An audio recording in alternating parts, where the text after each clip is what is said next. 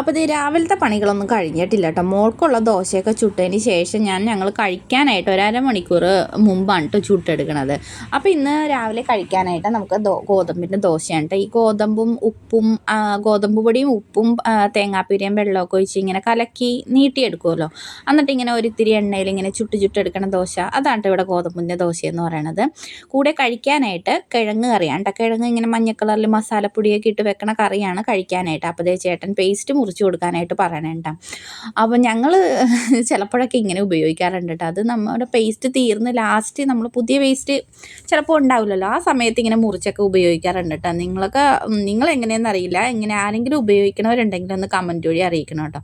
അപ്പോൾ കറി എന്തായാലും ഒന്ന് തണുത്തിട്ടുണ്ട്. ഞാൻ രാവിലെ എണീറ്റ് വെച്ചതാണല്ലോ, അപ്പോൾ അതും ഒന്ന് ചൂടാക്കി വെക്കണേണ്. ആ നേരം കൊണ്ട് കുറച്ചല്ല കഞ്ഞിക്ക് അരി ഇട്ടിട്ടുണ്ട്. അതും തിളച്ച് കഴിഞ്ഞപ്പോഴേക്കും റൈസ് കുക്കറിലോട്ട് എടുത്ത് വെച്ചിട്ടുണ്ട്. അപ്പോൾ ചേട്ടൻ കഴിച്ച് കഴിഞ്ഞിട്ടുണ്ടായിരുന്നു കേട്ടോ. അപ്പോൾ എനിക്കിനി പോയി കഴിയുമ്പോഴേക്കും സമാധാനത്തിൽ കഴിക്കാമല്ലോ എന്നോർത്ത് കുറച്ച് പണിയുള്ളത് കാരണമാണ് ഞങ്ങൾ ഒന്നിച്ചിരുന്ന് കഴിക്കാഞ്ഞത്.